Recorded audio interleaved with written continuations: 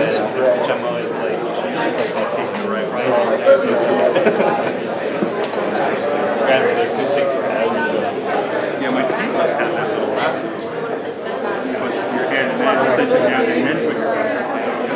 They told me that. And I never used it.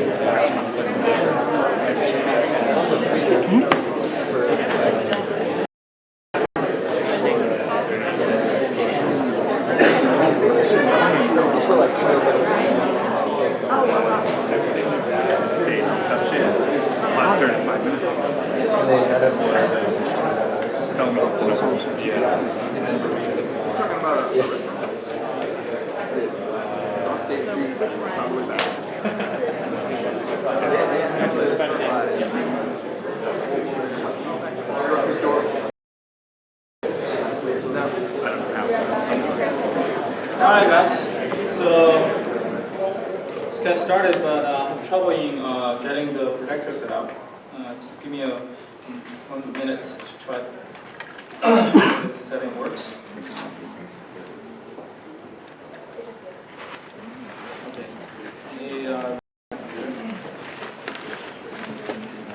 Alright, so while my computer is recording, a little bit introduction to myself and overview of the class, and then while this thing is coming up, then I will show you the syllabus and we go from there. So a little bit about myself. My name is Feifei Li. You might have seen my profile from the school computing website. I'm a associate professor in the school computing. My research is in database system, large-scale data management, and various things concerning about data management, data analytics. My teaching focuses on data management in general and the database system in particular. I teach both the undergrad level database class, which is this class you're in right now, and the grad level database class. And the difference is the undergrad level database class focuses on the application side of database systems, whereas the grad level database class focuses on the system kernels about database management system. To give you an idea of the difference of the two. So what this class will teach you about is how to build a database application from given a user specification, and you want to analyze that requirement and derive the data modeling part of it.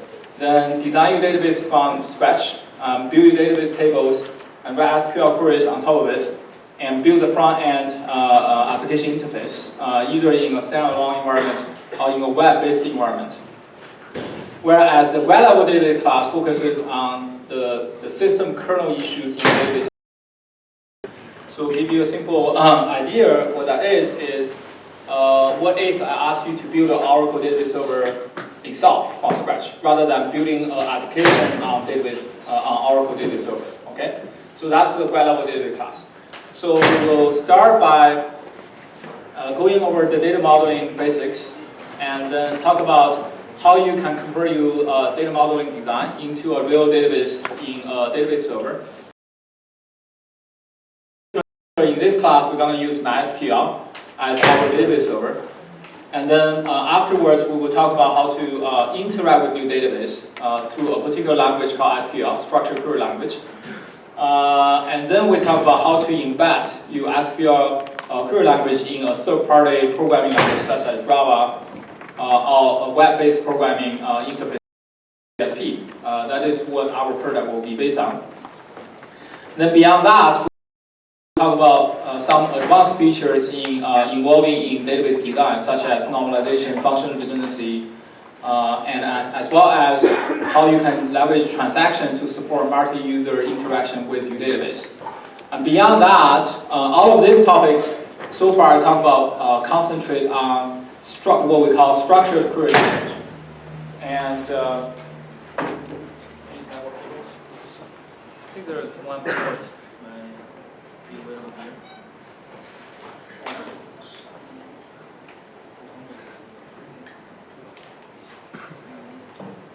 So the display still has troubles.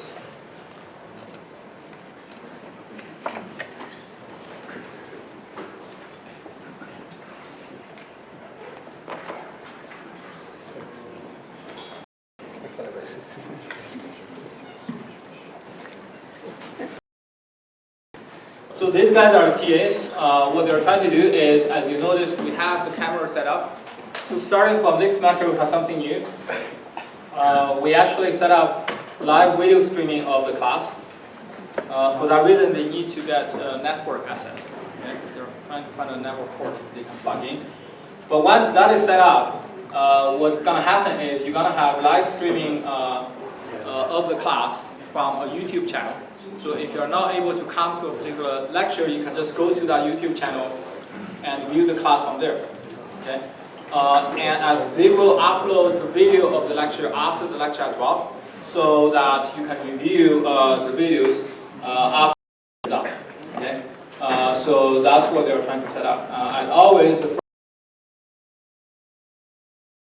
first has some troubles, technical issues from there, and my computer here with the display in this lecture room. Okay, so let me continue where I stopped just now. So beyond structured data management in traditional relational database management system, we will also talk about some of the latest development in database systems and data management in general. In particular, we're going to talk about NoSQL systems. So if you look at data management in general, right?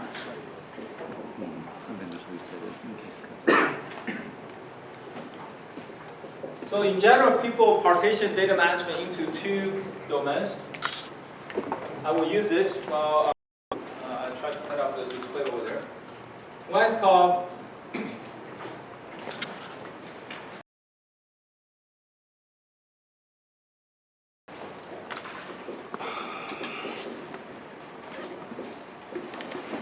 what we call structured data. The other is what we call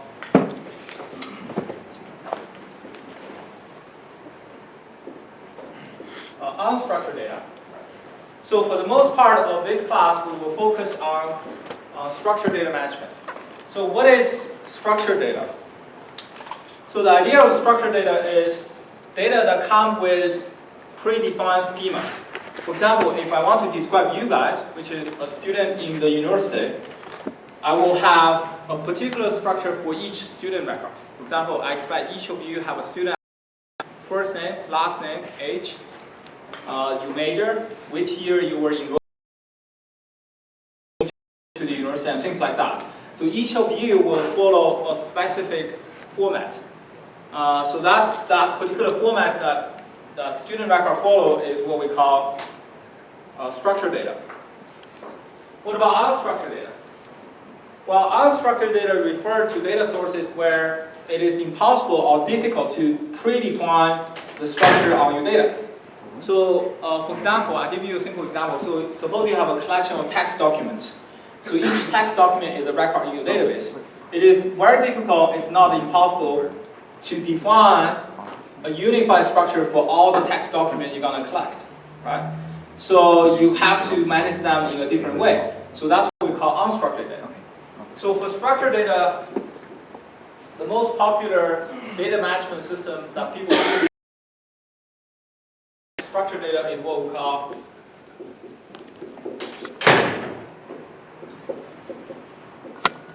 relational database management system. That is what we're going to focus on for the most part of this semester.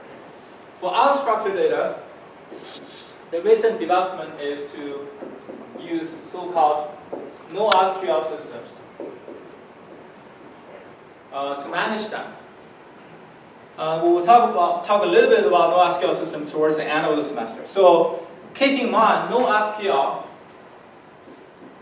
it doesn't mean, so why they name this system as NoSQL system? Well, because in relational DBMS, the major query language is SQL, structured query language. That's the language you're going to learn from this class to interact with your data in a relational database management system.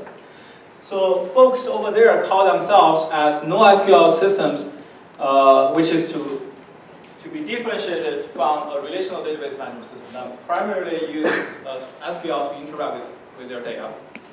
But what you want to keep in mind is NoSQL doesn't mean not to use SQL. Rather, this means not only SQL. So rather, NoSQL systems were designed to complement SQL-based systems such as relational DBMS that we're going to study. Okay. So now I switch to a different operating system. Hopefully this time it will work.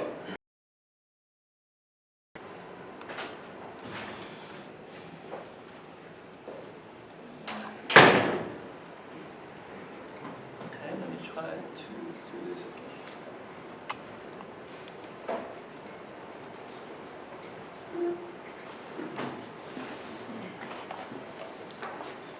Okay, I see one coming out. Let's do this.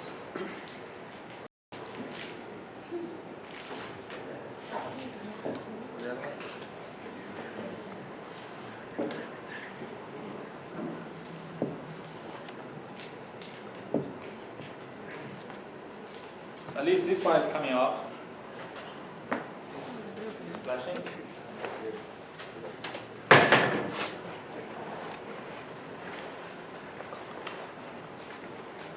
Okay, this one is coming out too, I think.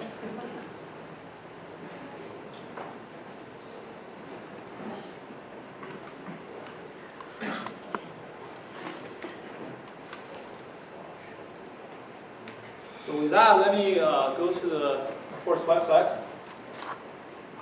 So let me go over the syllabus first. This one show up here. Can you see whether the power? Still flashing? Okay, let's wait. Maybe it will come out in a minute. Okay, for now, all of you bear with me. Let's look at just this one. Is the streaming on? Okay, streaming is on. So first of all, let me show you the class website is at this particular URL. And you can take a note of this, or you can just go to the Canvas website. I set up a Canvas homepage for the class as well. And over there, I have already made an announcement. And that announcement has the link to this course website as well. Okay? So we're going to use two websites for this class. The first one is this one you're looking at right now. The other one is under Canvas. Many of you might have used Canvas before. So if you log into your university account, there should be a link to our class, which is a simple Canvas website. Okay? And I have already made an announcement over there that has the link to the earlier website I have shown you, right? So what's the difference of these two websites? The Canvas website, I'm going to use that for two purposes. One is to distribute your grade, okay? Your scores for different homework assignments, for projects, for midterm and final test, okay? So that you can only see your own score and aggregate value of the class, for example, the average, max, and mean, things like that. But you cannot see any other person's score, okay? And it gives you a nice way to keep track where you are in the class. Okay, so that's the purpose number one. Purpose number two is for me to make announcements in this website. And because all of you have signed up through the university system, so your emails are automatically captured by this system. So when I make an announcement here, you will be notified automatically. So if you check your university email address regularly, you should be receiving the notification for different announcements I made on this website. Okay? And finally, I strongly encourage you to use this discussion forum on a Canvas website. Okay? Many of you might have used this before. So what it allows you to do is to pose a question in this online forum. So whenever a question is posted here, I will be notified, the TAs will be notified, and we will try to answer those questions in a timely manner. And initiate a discussion thread so that we can reply to your question and you can comment on our replies and we can further reply to your comments. So that basically gives a nice thread-based discussion place that you can ask any question related to the course. Okay? So that's about the Canvas website. Any question regarding this? Now let me come back to the first website I have shown you, which is this one. So right here, what I show you is all the public materials related to the course, such as lecture slides, written assignments, project descriptions, and solutions to the homeworks and all the projects. those will be posted here. Okay. The solutions, however, will be protected using a password. So I will give you out the password when we come to the time of checking out the solution for the first homework assignment. Okay. And this is where I posted the syllabus of the class as well.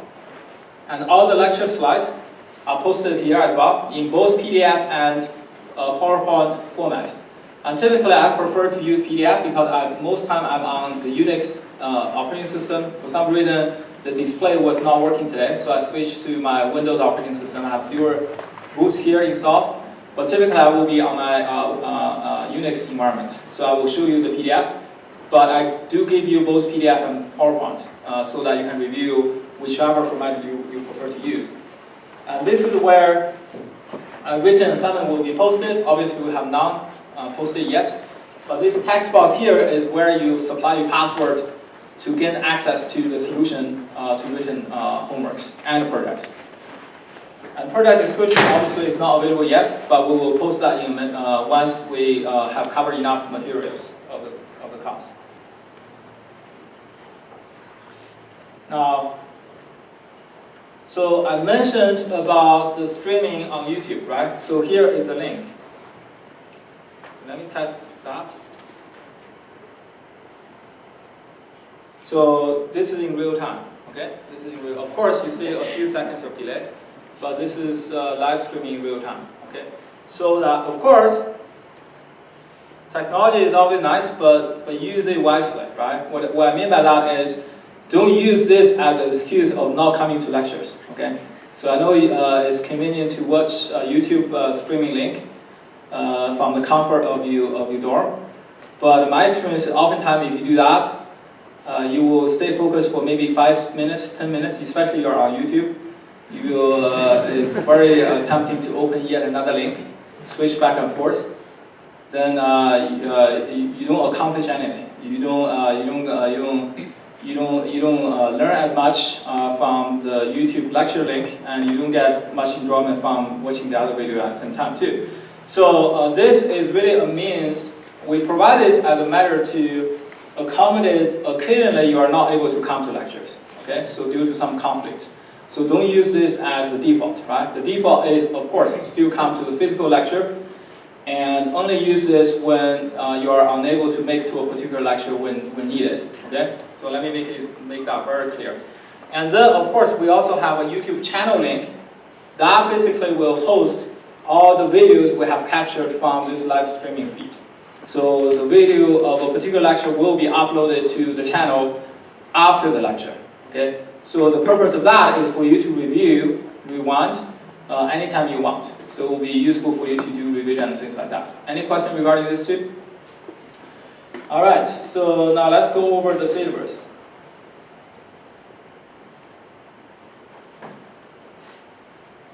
So my office hours is on Monday and Wednesday from 9:30 to 11. Basically right before each lecture of the week. Right, we have 2 lectures, which is on Monday and Wednesday from 11:50 to 1:10. And I'm gonna hold my office hours right before those 2 lectures on Monday and Wednesday. If you are not able to make that time to come and see me, you can always send me an email and to set up an appointment at any other time that works for you. I'm in my office most of the time from 9 to 5, Monday to Friday. But to make sure I'm available, you should send me an email ahead of time. But feel free to just come by anytime. As long as my door is open, you can come in and check with me, okay? And we have 4 TAs because we have a fairly large class, 140 of you, 140 class actually. So we have 4 TAs assigned to this class. I'm gonna introduce the TAs next week because I'm still trying to finalize they don't have an office assigned yet by the department. So I'm waiting for that to finalize their TA office hours. And once that's finalized, I'm going to introduce each one of them to you. Probably this will happen on Monday's lecture next week. Okay. So we do not have TA office hour this week, but I will start holding my office hours starting from Wednesday, and the TAs will start holding their office hours next week. Since we have 4 TAs, what I'm going to do is each TA will have 2 office hour sessions per week. And each office hour session is going to be 2 hours. So that gave us 48, 8 sessions in total, 16 hours in total for a week, plus the 2 sessions that I'm holding. So you have 18 different sessions you can go to if you have questions. I think that ought to provide enough time and opportunities to clear any doubts you may have regarding the course. Okay. Course description, I'm going to skip this because I just went over that when the projector was out. So I have gone over this already. Prerequisites. So I do ask you to have basic understanding of undergrad algorithm and data structures. This is needed because some of the discussion will be algorithm in nature, and we will involve some data structure discussion as well. And in addition to that, I do ask you to have some object-oriented programming experience. I prefer you to have Java experience, but that's not required. Okay? The project, which I'm going to talk about in a minute, will be done in Java. So you may wonder what happened if I don't have any Java programming experience before. Well, as long as you have some basic understanding and some experience with object-oriented programming, I'm going to help you learn Java from this class. Okay? I think you can learn Java in 2 days, pretty much, the basic of it. So I will use less than, I won't use 1 lecture time, because the lecture time is very valuable. We don't have many of that. So I'm going to use about half of lecture time to go over the basics of Java. And if you pay attention, I guarantee you that if you have some experience with another object-oriented programming language, you should be able to understand the basics of Java using that half lecture time. Of course, with additional material, I'm going to distribute out. Okay? So don't panic if you don't know Java. Okay? You're going to learn it. Time and place. Obviously you know the time and place, otherwise you won't be here. Textbook. So this is the textbook we're going to use for this class. This is what I call the cow book, because there are a few cows on the cover page. So this is the famous cow book. So the cow book is written by this 2 famous database researchers. One is Raghu, who was a full professor at University of Wisconsin. They used to have a really strong database group, and they still do. Okay, but this guy Raghu has left Wisconsin. He left Wisconsin to become the research director for Yahoo Research Lab in around 2007, I believe. He was there for a few years. Now he moved to Microsoft. He's a tech lead at Microsoft, and technical fellow at Microsoft. And the second author, Johannes, who was a PhD student for Raghu, and later on became a professor at Cornell. And he left Cornell as well. He joined Microsoft as well. He joined Microsoft too. But now he's under a different organization in Microsoft. He's also a tech lead in Microsoft. Those are well-known database researchers in the field. So this book was written in early 2000, I believe, or maybe even late 90s. And currently it's in the 3rd edition. I know the authors are working on the 4th edition, but it's not coming out yet. So we're still using the 3rd edition. I believe it is from 2005, 2006-ish. So the book is kind of expensive, okay? At 2005, 2006, I think the book was like $50. Now I check on Amazon, it's about $130, something like that. So it's pretty expensive. So here's the deal. Even though this is the official textbook, I don't think you absolutely need to buy it. Of course, having it always is nice, but if money is the issue, I don't think you absolutely need to buy it. What I would recommend you to do is to go with the lecture for 2 weeks at least, and to check against the material I distribute out to see whether that's enough. If you feel that's enough, in my opinion, that's enough. If you come to my lecture, if you get the lecture slides, do your homework and all that, you will be fine. You probably don't need the textbook. Occasionally, when you need it, you just go to the library and borrow it or reserve it for a few hours. You should be fine. But if you want to be certain, 100% you don't miss out anything, you can go ahead and buy this. And if money is not an issue, you can go ahead and buy it. All the homework assignments and projects are not based on problem from the textbook. Rather, I design problem myself, and I will distribute homework assignment and project in PDF format. Okay? And PDF files will be available to download from the course website. So there's nothing that's absolutely needed from the textbook. But if you want to just make sure you have something to read, in addition to the lecture slide, you can go ahead and buy this. But I would recommend you wait for 2 weeks to make that decision. Okay? And there's another book written by a few professors from Stanford. It's called Database Systems, the complete book, the second edition. That's a recommended reading. Absolutely, you don't have to buy it. It's a recommended reading, meaning that if you're interested, you can borrow it from the library and take a look at that whenever time and schedule permits. All right, collaboration and academic honesty. I think we can skip this. You guys know the drill, right? So I do encourage you to collaborate, but absolutely no copying of another person's work. This refers to both written assignment and project. Okay. For project assignment, I will talk about that in a minute. We will use a particular tool called Moth from Stanford to check your code. And I do have submissions from the last 4 years, of course, as well as new submissions. So every 2 submissions, we do a pairwise comparison using that program. And you check not only the source code, but also the kind of quote-unquote binary compiled output of your code. Meaning that the compiler will do certain optimization. So if you simply change the variable name, the order of your code segment, those tricks will not work. Okay? If you understand enough how the binary code works. So we check both the source code and that. So if you simply change the variable names, the function name, rearrange the code a little bit, those tricks will not work. I guarantee you that. Okay? You can bet $100 with me on that. Okay, so don't even try that. But I do encourage you to talk to each other to figure out, for example, what's the logic for a particular code segment for this function. What's the best way of approaching this? All of these are fine, but you step over the line as soon as you start looking at another person's code. And you step over the line as soon as you start looking at another person's homework solution. Okay? So I think you guys are mature enough to understand what I'm talking about here. Okay? Students with disability needs, if you have special needs, talk to me in private. I will accommodate as much as I can. Important dates, you can go over this yourself. We will have a midterm test. Most likely it will happen the week before spring break. So don't book your flight or trip too early because you may miss the midterm test. Okay? So wait until the Wednesday right before the spring break before you go on that spring break. Thursday, Friday, maybe you have classes, but I don't care. Okay? Wednesday is where I care. It's where possibly you're going to have your midterm test. Grading policy. Okay, this is very important. Right? All of you want to have a nice grade. So do I. I hope everyone get A from this class in the ideal situation. But I'm also a big believer to fight against grade inflation. Meaning that obviously we know not everybody going to get A in the end of the day, right? But trust me one thing, if you pay an effort, if you do your fair share, you will do well in this class. And in particular, here is how your effort will be graded.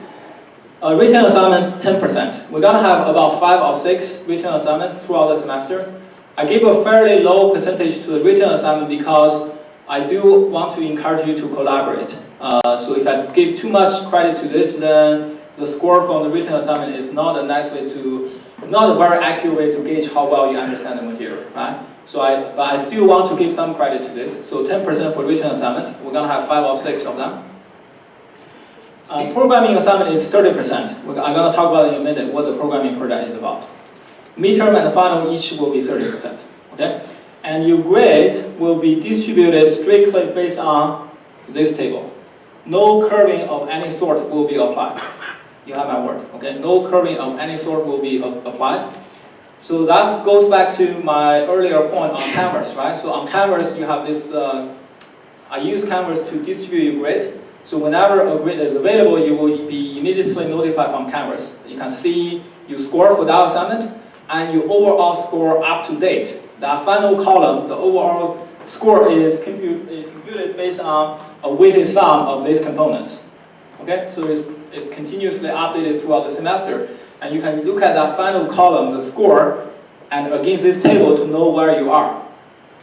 And to see what grade you expect to get at the end of the day. Okay?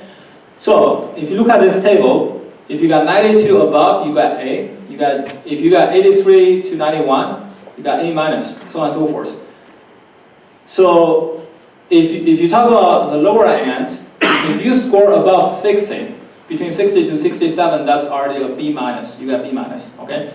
To fail the class, okay, you need to do a stunt to fill the class, which means you need to go below C minus. To me, that's a stunt, right? That's like performing a stunt. But things happen, right? So if you score lower than 45, you fail the class, because I know for undergrad class, you need to get at least C minus in order to receive a credit. Okay, receive the credit for it. Okay. Policy, late policy, no late submission will be honored unless you make a special arrangement with me ahead of time. Ahead of time meaning at least 1 week before assignment or product is due.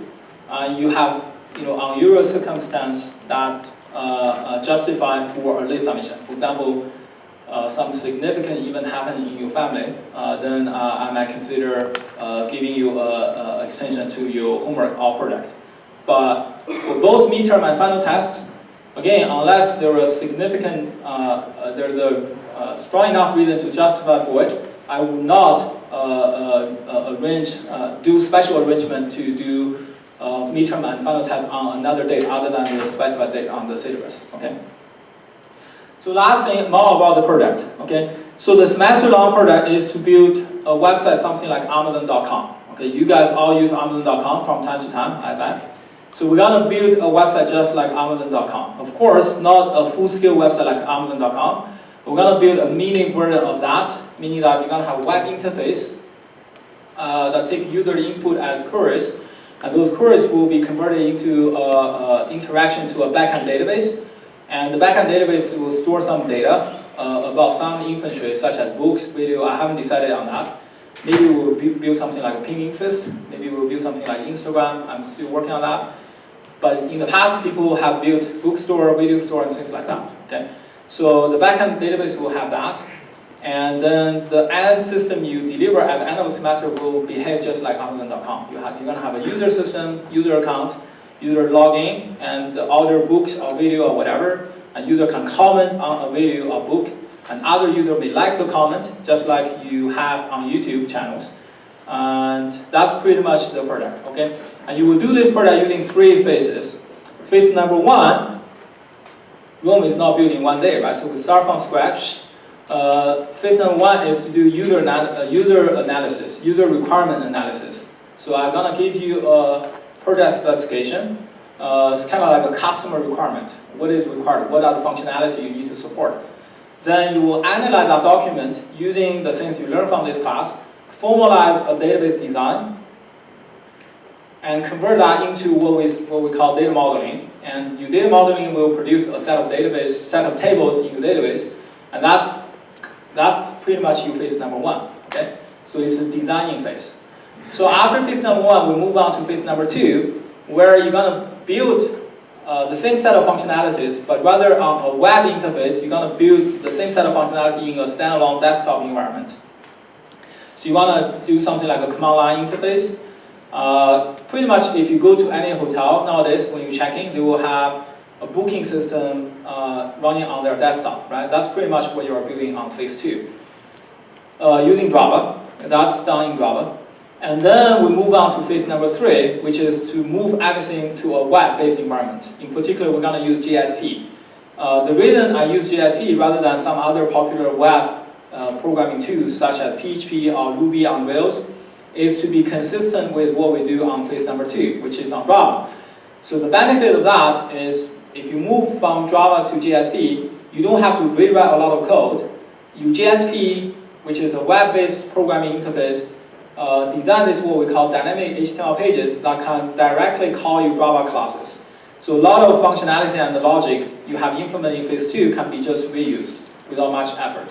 So that's the reason why we go with JSP. And a lot of websites, for example, if you go to Bank of America website, they use JSP. So JSP is still popular, definitely not the most popular choice for web programming, but they still have a fair share over there. And plus, my view on programming is that language itself is not important. The principle of programming is important. If you know how to do JSP programming, you learn how to do web programming with the database backend, you can easily apply that principles to PHP and Ruby on Rails and things like that. Okay? Here is an overview of the topic we're going to cover. We're going to talk about data modeling to start with, which is today's lecture. the relational model and relational algebra SQL, and then ODBC and web databases, overview of functional dependency and normal forms for schema refinement. Then we talk a little bit about efficiency issues in database systems, such as disk, files, indexing, and hashing. Then we talk about transactions, which is to use to support a multi-user concurrent access to your database. Then lastly, we talk about NoSQL system, which I explained briefly on the whiteboard here. And if time permits, I'm going to talk about data warehouse applications as well in a little bit. Okay. With that, that's the syllabus. Any question regarding the course before I move on to the lecture today? Yeah, go ahead. It says that 3150, CS 3150 is a prerequisite. I'm assuming you mean 4150, which is algorithms. Right? Okay, yes, that could be a typo. I will go back and check the course number to make sure it's right. Okay, yeah. But what I want is data structure and algorithm class. Okay, so say I'm taking that this semester, is that good enough, or will I have to be able to finish that class? Well, yeah, that's a good question. So if you are taking that class at the same time with this one, most likely I think it will be fine. And even if you haven't taken that class before, if you think you have basic understanding of data structures and algorithms, by that I mean, for example, you know what a tree is, for example, what is stack, what's a queue, what is sorting. You don't use bubble sort, obviously, right? So you have some basic understanding of efficiency of your code. Okay. Then you are good to go. Okay? Any other questions? Oh, the other thing I want to mention is I do encourage you to make the lecture setting as interactive as it can be. So anytime during my lecture, if you have questions, just raise your hand. And for the first few times, do identify yourself with your name so I can recognize you. Hopefully by mid-semester, I can remember your names. But it's obviously a challenging task with 140 of you. But I will do my best. But identify yourself and ask questions anytime you want. Okay? And utilize the discussion forum. Right? If you are shy or for whatever reason you didn't ask questions during the lecture, you can always post a question over there on the forum. Okay? Or if you don't even want to post a question over there, you can always send an email to me or the teams. And that's just between two of us. Okay, you and me, or you and TA. Any other questions before I move on to the lecture today? Good to go? Okay. All right.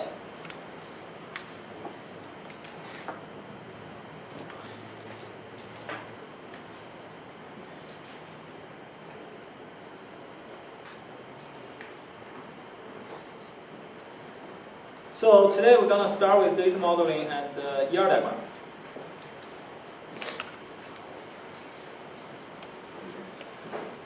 Okay, so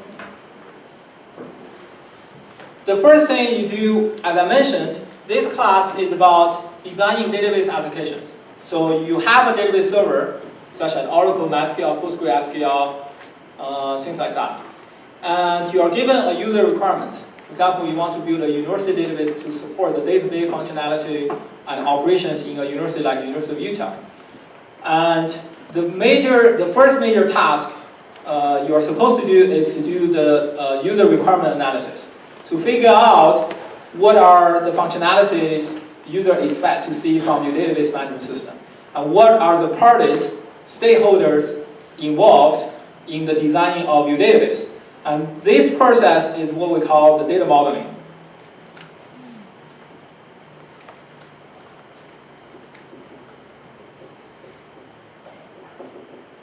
To give you a very simple example, suppose you are tasked, you're given a task to build a university database. Obviously, you know university will have students. So students will be an object in your database, right? So you want to analyze what do you want to know about a student record. Do you want to know their first name, last name? Yes. Do you want to know their age? Probably yes. Do you want to know their major? Absolutely yes, for a university database. But for example, do you want to know whether they have gone to Europe? Probably not. Why do I care? Okay? So the process of figuring out what are relevant information, what relevant information you want to capture in your database, and formalize that into a vigorously defined data structure, That process is what we call data modeling. Okay? And in particular, in relational database design, people use a particular tool called ER diagram, entity relationship modeling. And the reason for this particular naming will become clear once we talk about what is entity and what is relationship. Okay. So here is a concrete realization of what I have said just now. So data model, this data modeling process allows us to translate real-world things into structure that computer can understand and can actually store. So in a relational database, you will see things like this. This is what we call relations. And oftentimes, people also call this as tables. Okay? So in particular, imagine in a university database, you will have two tables or two relations like what is shown on this particular slide. You're going to have a student table that captures the structure of the student. In this particular case, you have SID, name, login, their age, and their GPA values. You also have another table, which is called enroll table, which tells you which class the student has enrolled into. And using this simple example, you already noticed something, something that's special. So one question you may ask is, why we need to keep two tables? Why don't we keep this information, such as which class a student has registered in, into the same table as the student record themselves? Okay? Why you need to keep them in two separate tables? Why don't you just keep them in one single table? The benefit seems to be clear. If you keep them in one table, you have one less table to deal with. Who would like to have 10 boxes to manage when you can manage only one box of data, right? But on the other hand, if you think about this further, you realize there's a reason we keep them separate. Why? If you do keep the enroll information, like which courses a student has registered in a particular semester, together with the student record, what's going to happen? Well, it's likely that one student will register for multiple classes in a given semester. Okay? So many of you are registering 3 or even 4 classes this semester, right? So I keep those information in one table together with the student record, what's going to happen? Well, many information of that student will be duplicated multiple times. Once for each class he or she has registered for. You see that point? Okay. And this obviously introduces storage overhead. And you may argue, storage overhead, I don't care. Disk become really cheap. I can afford to buy a lot of disks. I can store a lot of data. Fine, that's okay, but think about update. If you try to update the GPA value of that student at the end of the semester, what happens? Well, you're going to update multiple times because the student record, that information gets duplicated multiple times. So this motivates a rigorous data modeling process. The reason we want to keep them separate. If you think about it, these information are particular to a student, and we don't want to duplicate them over each single course the student has registered in. But I do want to capture the fact that a student may have registered for multiple courses. So what I do, I introduce another table called enrolled that has student ID and course ID. And that allows me to introduce multiple combinations between student ID and course ID. If I do want to know, for example, the name of a student who has registered this class and got a C in that class, I can use the student ID, follow this pointer to go back to the student table and find the information I want. Okay? To find the information I want. So this particular design will minimize the data duplication issue I introduced earlier in the earlier design. Okay? The earlier design, which is to store everything in a single table, is pretty much what people were doing in before a database system was introduced in the 80s, in the 1980s. Before that, how people manage their data? Well, use file system. Store everything in a single file, dump everything into this file, and sooner or later this become kind of like spaghetti. You have all the information you need, but it just takes forever to figure out where they are located, and it's very expensive to update and keep consistency among different copies of your data. Okay, and that motivated the design of database system in the first place. Okay, So the data modeling process is exactly the process of figuring out a design like this. Okay, rather than keeping everything in one table, I want to separate them out as enroll and students. As you imagine, which is not shown from this slide, I will have another table for what? For all the courses available, right? Where each record is going to have a key, which is the course ID. By the way, student ID, this particular attribute, is called a key of that table. We're going to talk about the concept of key formally later on, but you should have a basic understanding of this. A key to a table is pretty much like a key to a room, right? So you have a unique key to each single lock to gain access to a house, right? So a key in a table is unique, meaning that the values for a key attribute must be unique. So each student will have their own student ID. And this is needed because you want to make sure when you go from one table to another table to trace back the data associated with the student record, you want no ambiguity whatsoever, right? You want absolutely no ambiguity involved when you do that. Meaning when you come back from here to the student table, you want to be able to find uniquely a single student record to tell you all the information you have regarding that student. You don't want to have any ambiguity involved. So the key attribute must be unique. So that's essentially our first step. And that covers two things in this slide right here, which is the requirement analysis. What are the user needs? And what must the database do? What's the functionality of your database? And then the conceptual design, which is what we're going to do right now in this lecture, which is the ER modeling. And after you have done that, you convert your ER modeling to what we call the relational model into this table format. And then you will talk about schema refinement, physical design, about improving the efficiency of your database and security issues. So we will focus on conceptual design in today's lecture. Okay? In particular, we're going to use ER model. So ER model has basically two elements in it. The first element is called entity. The second element is called relationship. So what is an entity? Well, an entity captures a real-world object instance. A real-world object instance. For example, talking about students, okay, each of you will become a student entity. Each class will become a class entity. Each course will become a course entity. A collection of similar entities forms what we call an entity set, a set of entities. But they must be of the same type. You do not place a student entity together with a course entity into one set, obviously. Rather, you keep all student entities in the same set.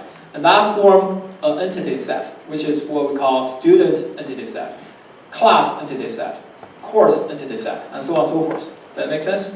So entities are real-world objects, instance. That's why I see an entity is an object instance. If you know something about, if you have some background about object-oriented programming, you know object represent a class of object instances, right? Car is not a single car, it is a collection of all car instances, right? That's a concept of class or object. So entity set is kind of like a class, and a single entity is like an instance of that class. Does that make sense? Okay? So that's entities and entity set. What about relationship and relationship set? Well, when you have entities of different types, even entities of the same type, in real-world application scenario, they're gonna interact with each other. For example, a student entity will register a course entity. I register for that course. So there is an interaction between that student entity and that course entity. That interaction is something that's abstract. It is not a real-world object, obviously. It's not physical. You cannot touch this, right? You cannot, if you go around, it will not block you. You will not feel it. But you know it exists. So that abstraction is what we call relationship between entities. Relationships between entities. Okay? And a collection of the same type of relationships become what we call a relationship set. To give you an example, student A registered for class B, student B registered for class C, student B also registered for class A.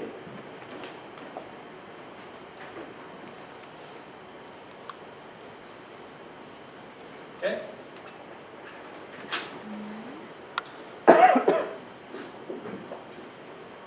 So this is student A, student B. So course A, course B, and course C. Okay? Based on my discussion so far, the collection of these guys becomes the student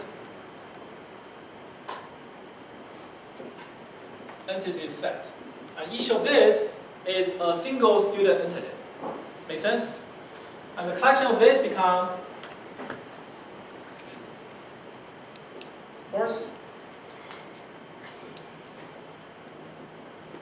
entity set, and each of this is a course entity, a single course entity.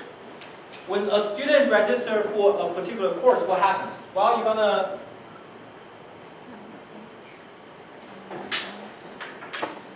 there is obviously an interaction between those two entities, a student entity and a course entity. So that interaction, for example, the one I just mentioned, student A registers for course A, student B registers for both course A and B. Each of these is a single relationship.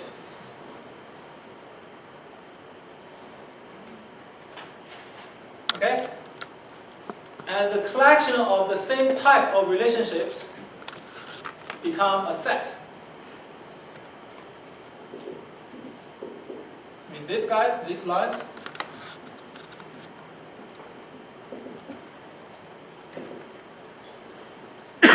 of course, you must enclose the same type of relationships in a given relationship set. And in this particular case, this is essentially what? You enroll relationship set.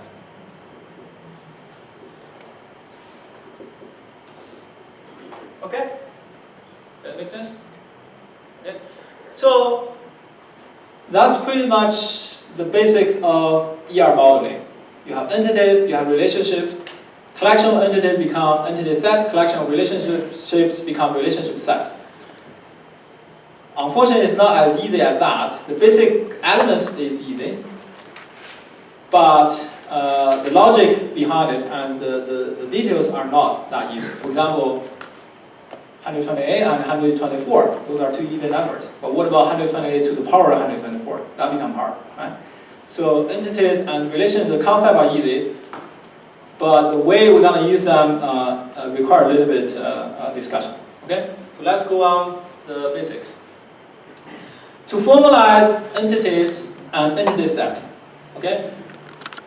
The ER modeling becomes so popular in the field because it gives you a graphical representation. So you can represent your design using a picture. And we all know a picture is worth 1,000 words, right? You can tell me how good it is, how nice it is. Oh, this place is beautiful, you should blah, blah, blah, blah, blah, talk about 10 minutes. Show me the damn picture, show me the damn YouTube link. Then I take a look and then I make a decision, right?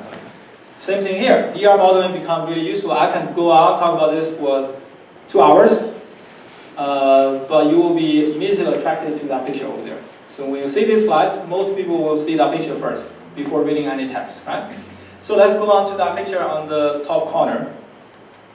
So an entity set, we use a rectangular box to represent an entity set. Keep in mind, this box represents the entity set rather than a single entity. So it represents the set of entities.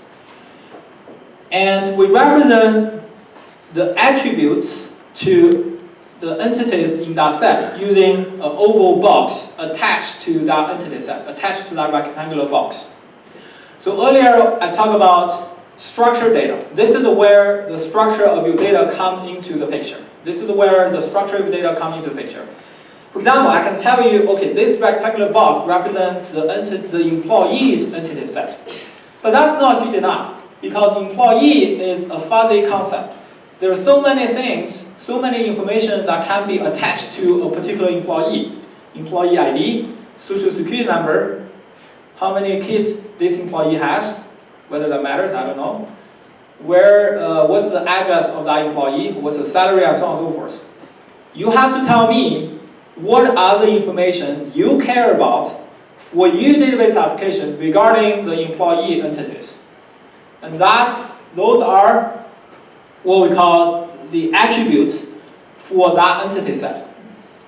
And the significance of this is that once you have those attributes attached to an entity set, all entities from that entity set, every single entity from that entity set must have the same structure, meaning they must have these three attributes.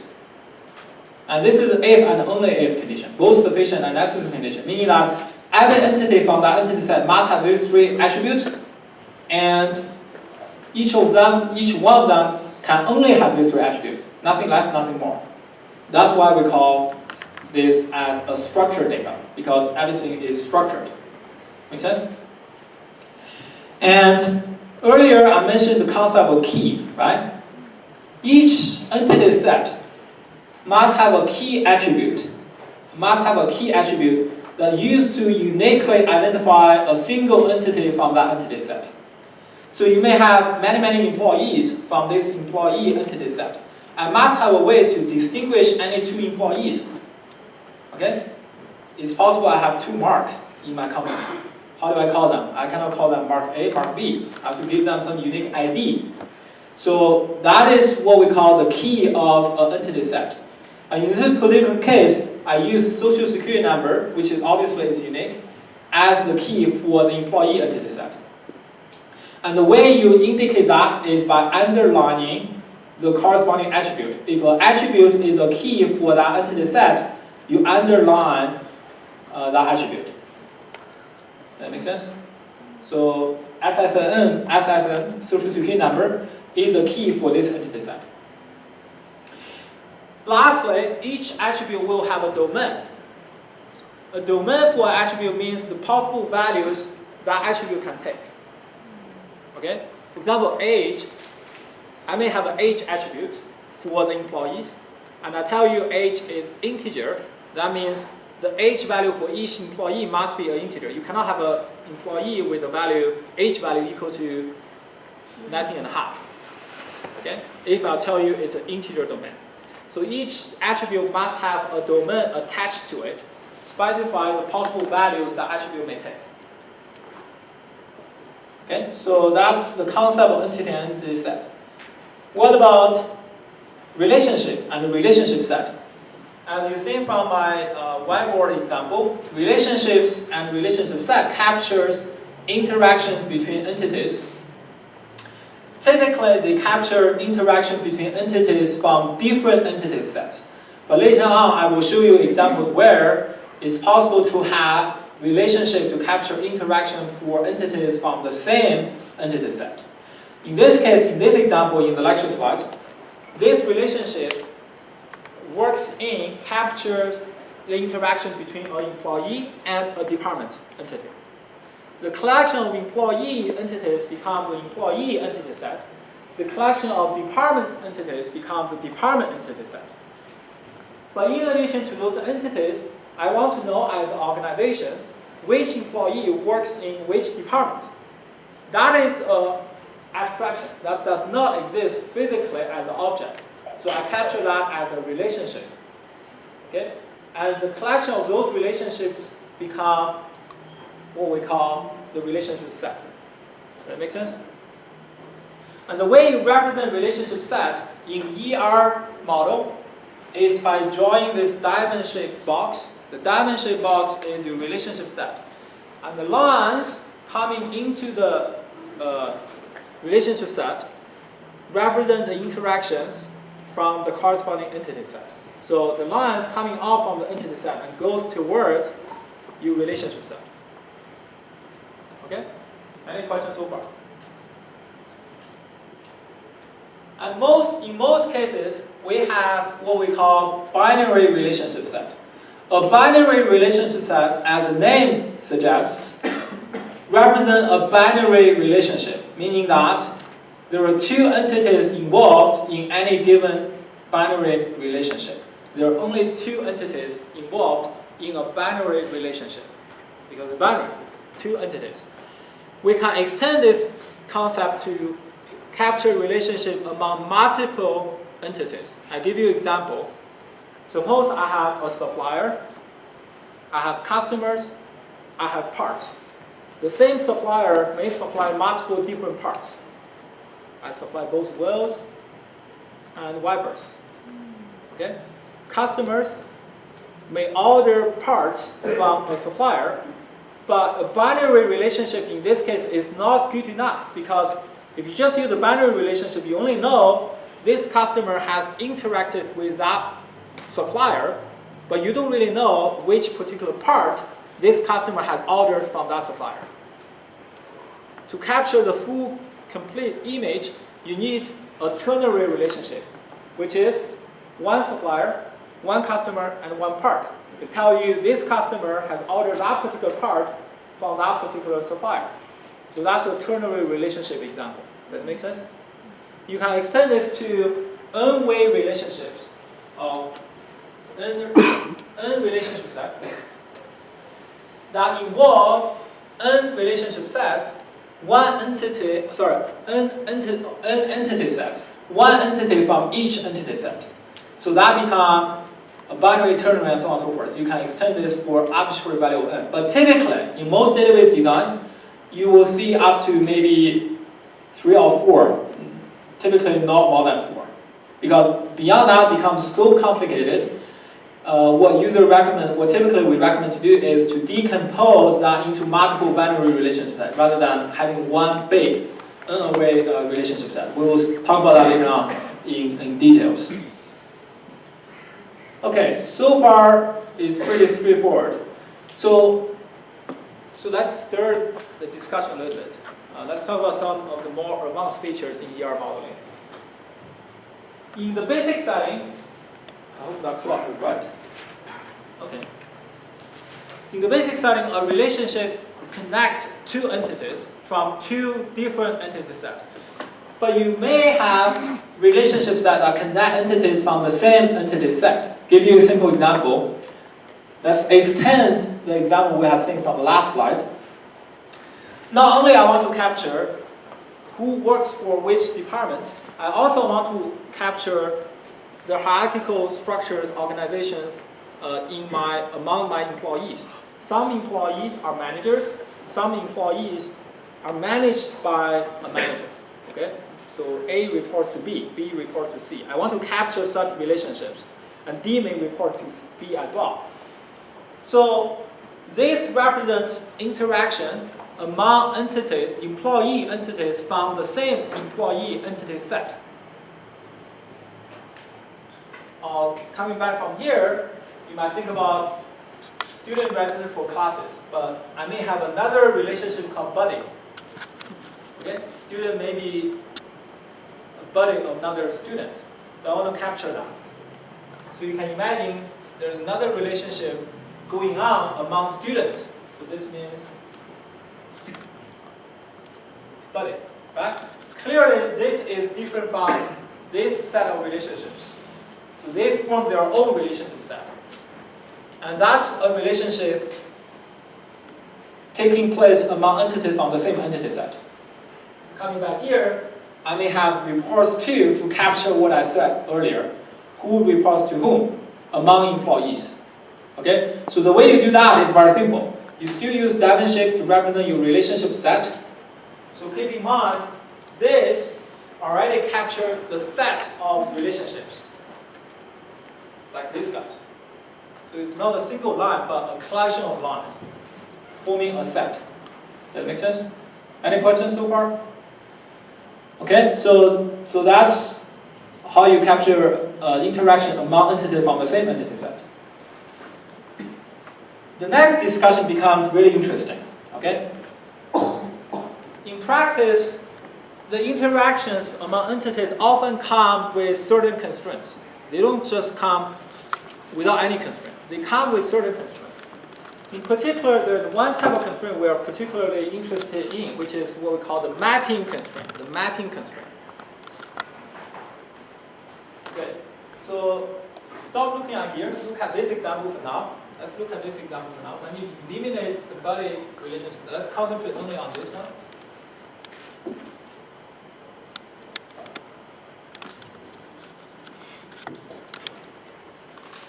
So, this represents, what this represents is a relationship between student and a course.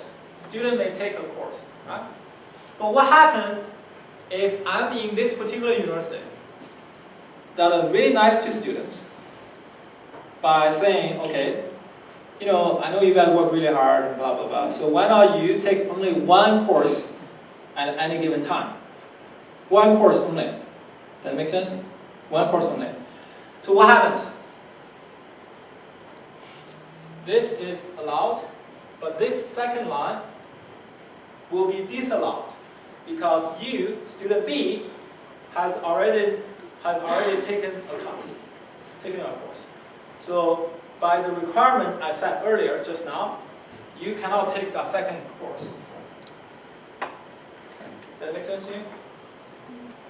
What about adding another student?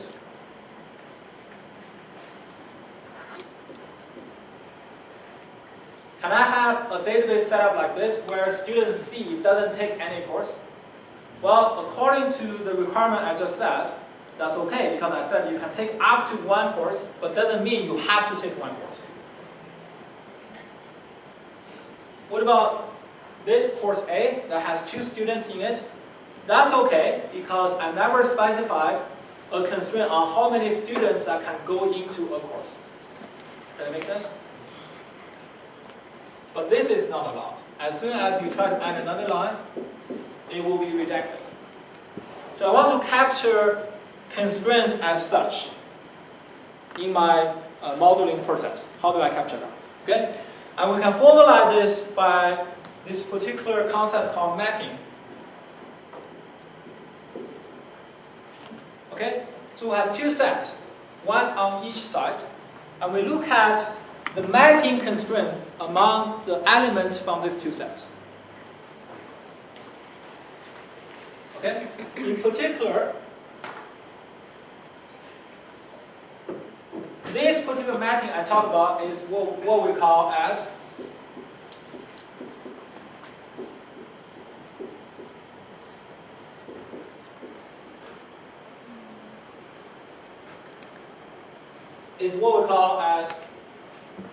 one-to-many mapping.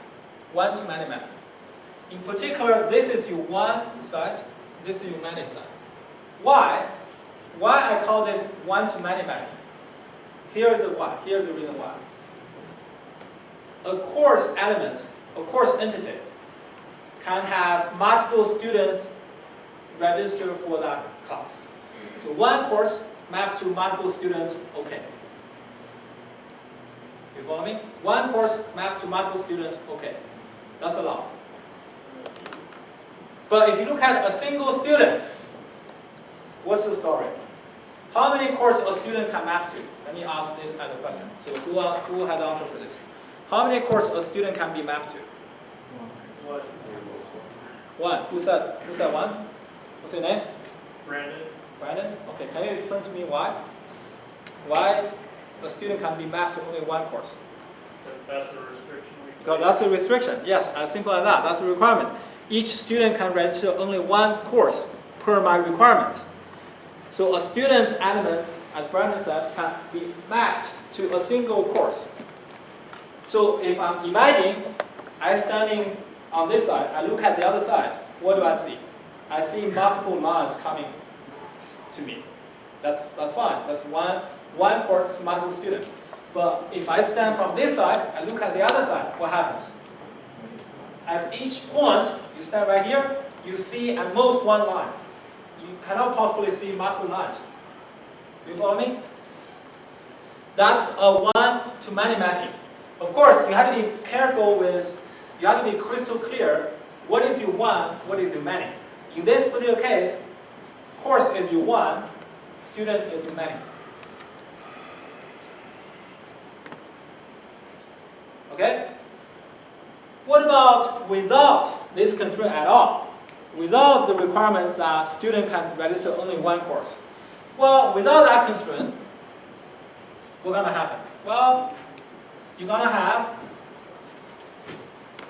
the same student may register for multiple courses. And some student may have no course that he or she registered in, and some course may have no students registered in that course as well. What kind of mapping this becomes?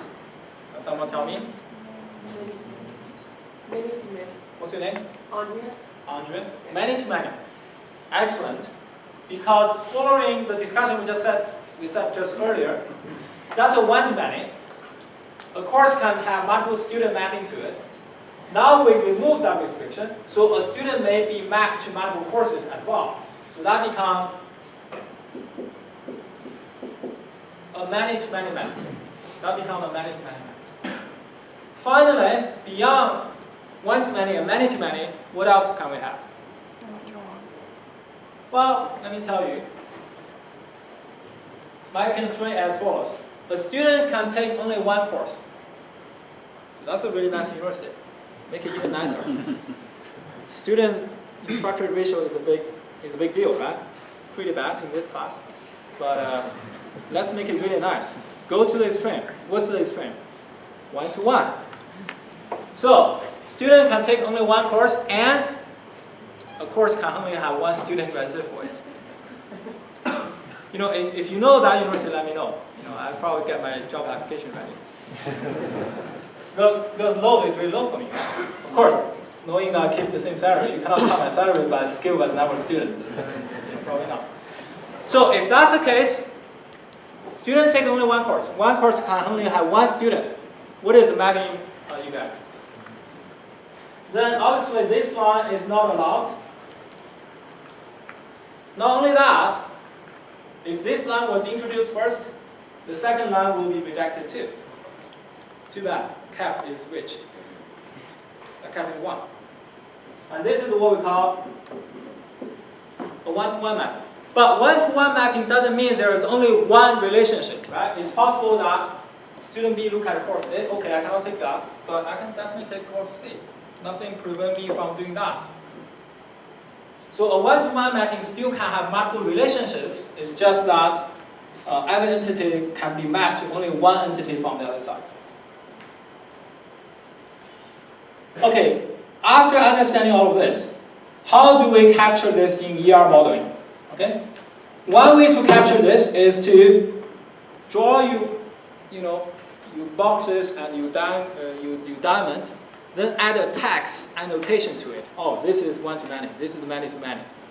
How things quickly become out of control. You have many boxes floating around, and with all the annotated text attached to it. Especially if your handwriting is bad. Imagine another person looking at this. Okay, so that's not the desirable way of doing it. So what's the way to do it?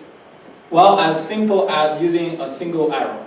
We're going to use an arrow to do this. In particular, for many-to-many mappings, you do nothing. You don't do anything. You draw your diamond, you draw your rectangular box, you draw the two lines.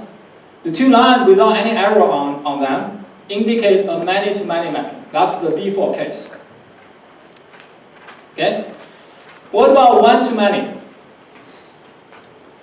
For one-to-many, you draw an arrow like this case. Okay, employee works in a department. Let's say an employee can work for multiple departments at the same time. That's not like fairly common, but it does take place in practice. Meaning that an employee temporarily might be working for 2 or more departments. So that's okay. So this is a many-to-many mapping. For now, without any constraint, that means an employee can work for multiple departments, and the department may have multiple employees working in that department. What about the manage relationship on top? So that tells you who is the manager for a particular department. And obviously, you want to have only one manager for a department, right? You don't want to have multiple managers for the same department. You're going to fight, right? So one manager per department. So who can tell me what kind of mapping that is?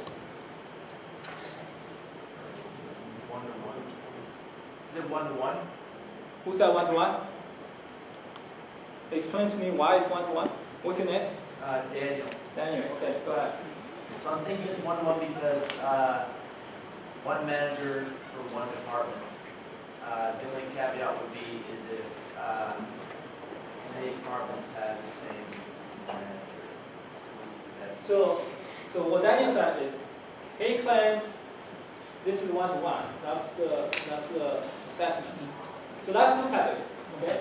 On one hand, you have employee. On one hand, you have department. So clearly, each department has only one manager, right? So I draw this out.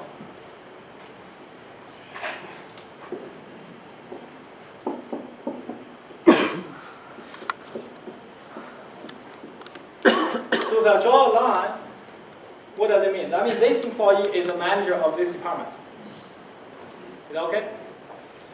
So one department has only one manager.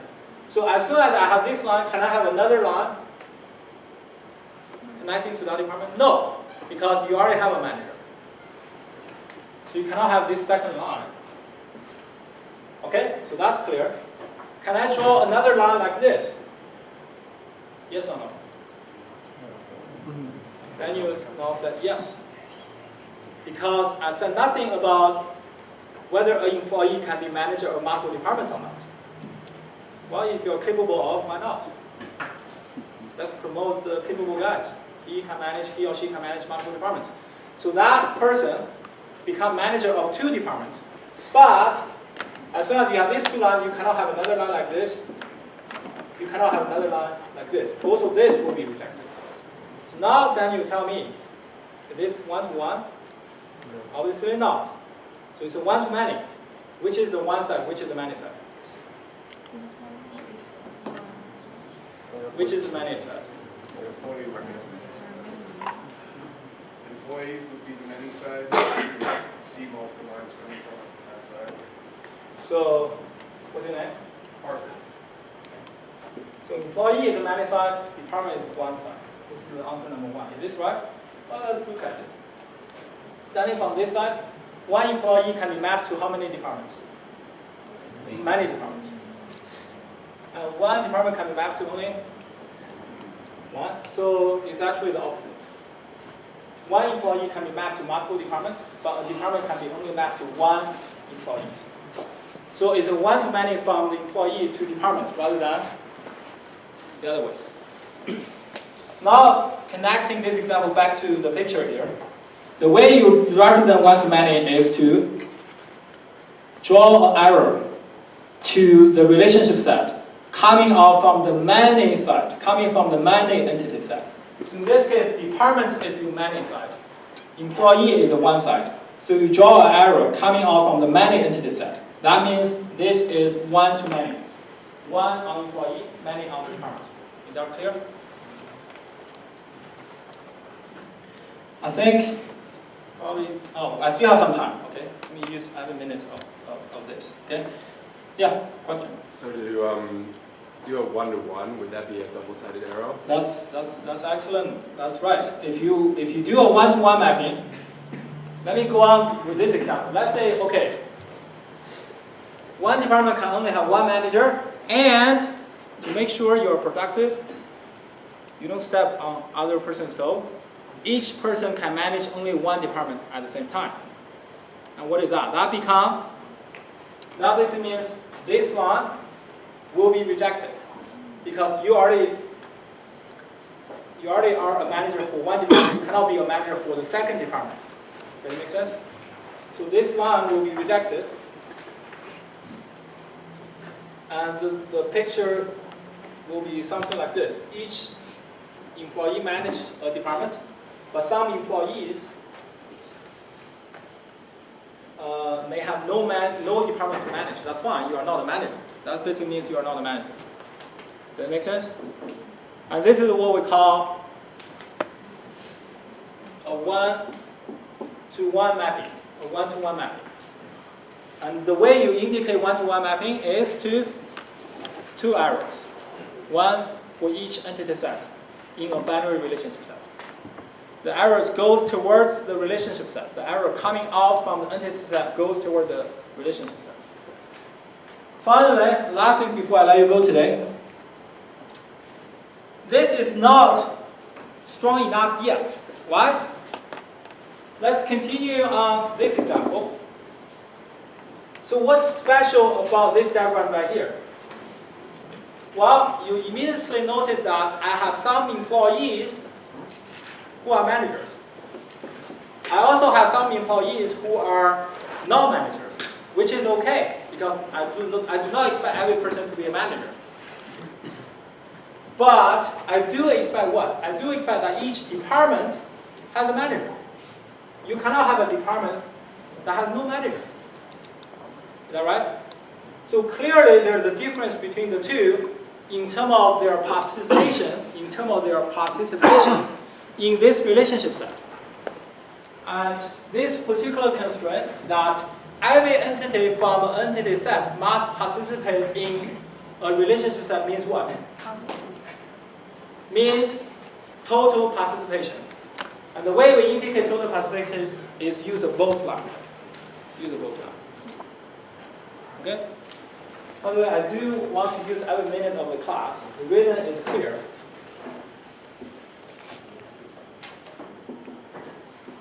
Okay, go back and do this math and tell me the results you get. 1.01 and 0.99. They all differ to 1 by only 1%, 0.01. So it's a minor thing. So if you lose a minute today, not big deal. Lose a minute, 2 minutes tomorrow, not big deal. But if you do this over time, the difference becomes big. Okay? With that, I conclude today's lecture. See you on Wednesday.